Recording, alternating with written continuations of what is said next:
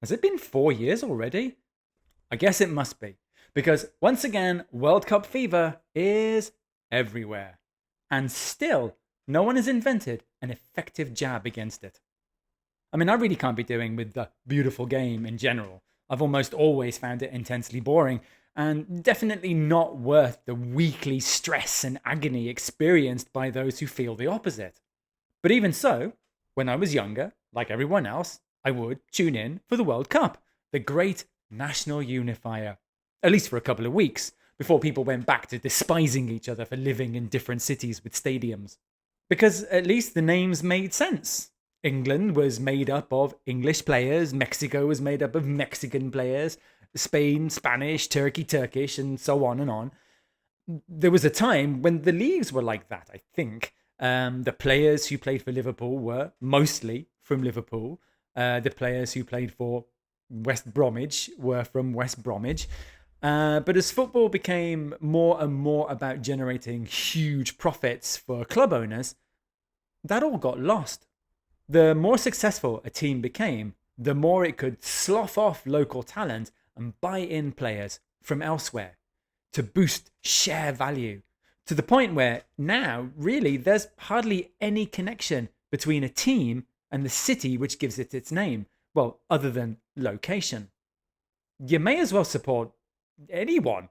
Honestly, I'd have more respect for fans if instead of supporting Aston Villa or Leeds, they just came out and said that they supported Walker's Crisps or GambleTheFamilySavings.com and have done with it.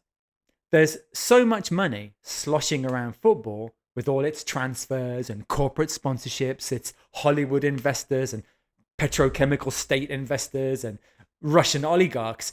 You may as well be watching movements on the stock exchange. Like I said, boring. But not if you're into it, though. Not if you're into sadomasochism or being the sub to the FIFA Dom. Or maybe you're simply unable to see the toxicity of the relationship that you're in. Or you can, but you're just in too deep to pull away. Football treats its fans like shit. Like shit. And every 4 years, with the World Cup, it has a go at treating the people of entire nations just like shit too. For as long as I've been aware of it, FIFA has always been a dodgy organisation, but since Giovanni Vincenzo Infantino was made its president in 2016, it's become almost brazen in its double-dealing shadiness. It doesn't help that Infantino is an unabashed suck-up to the most corrupt politician on earth, Donald Jemima Trump, even going so far as to award him the inaugural FIFA Peace Prize in December 2025 because the big orange man baby was still throwing a tantrum that he hadn't been given a real one by the Nobel Committee. But then why wouldn't he? Infantino is in it for the money. Of course he's going to cozy up to autocrats and dictators. That way he doesn't have to worry about the little things like laws or ethics. Just look at who's won World Cup hosting honours since Infantino took over. First, in 2018, Russia, whose leader, Valery Putin, had recently taken over Crimea by force and still regularly locked up or killed anyone who disagreed with him and enjoyed raining misery down on the LGBTQ plus community. In 2022, it was the turn of Qatar, a place with virtually no history of football, but a long one of human rights violations, repression of women, and again, of course, the LGBTQ plus community, because what dictator doesn't like to stick one in to the gays?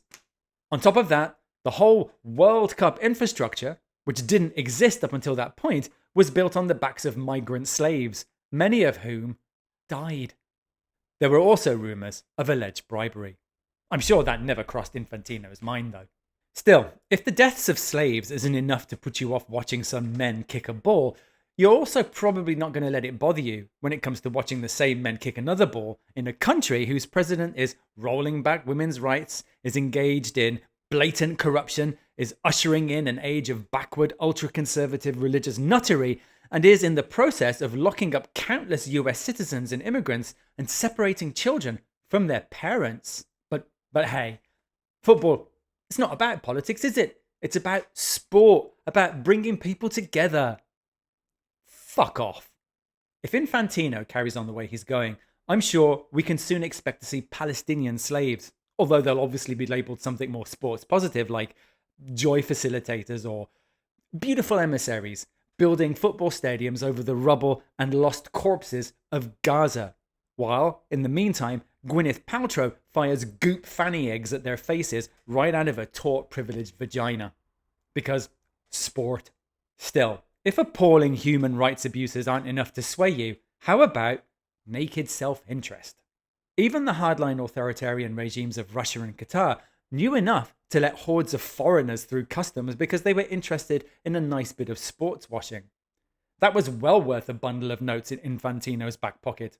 But with the US, FIFA has chosen a country that might not just send you packing before you leave the airport, it might just detain you for an unspecified period of time because it demanded to look at your phone, at your social media feeds, and found that post you made about Donald Jasmine Trump being an utter twat. So FIFA have actively selected a country that could potentially ensure that you lose all the money you spent, not just on travel and accommodation, but also the exorbitantly high prices that FIFA charges for its tickets. That's a price, by the way, that was supposed to be set around like $1,500, but by April had become almost $6,000.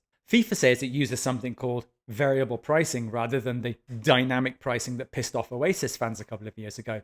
But it basically boils down to the same thing. Confused fans feeling angry or essentially priced out of attending. Do you really love football that much that you're prepared to let FIFA treat you like you're less than the dirt on its shoe? FIFA doesn't love football. It loves money. FIFA hates you. It despises you. It has nothing but contempt for its fans because its fans just roll over and take it. No wonder Infantino loves Trump. That's exactly what he does. He finds someone who doesn't fight back and then he just keeps on bludgeoning them. Aren't you embarrassed? Aren't you ashamed to let yourself be humiliated and disrespected that way? Christ, I would be. I honestly don't understand why fans don't just simply boycott all games. Step away from the league for just a year. Ignore the World Cup. Hit those greedy bastards where it hurts. In their pockets. Corporate capitalism exists to suck the joy out of everything. Art, music, TV, movies, culture, and sport. A system that measures value only in monetary terms is a diseased, corrupt thing. But that is the system that FIFA favours over its fans. It has picked the ugliest game over the beautiful game. And honestly, who'd want to watch that? Not me. Not me at all.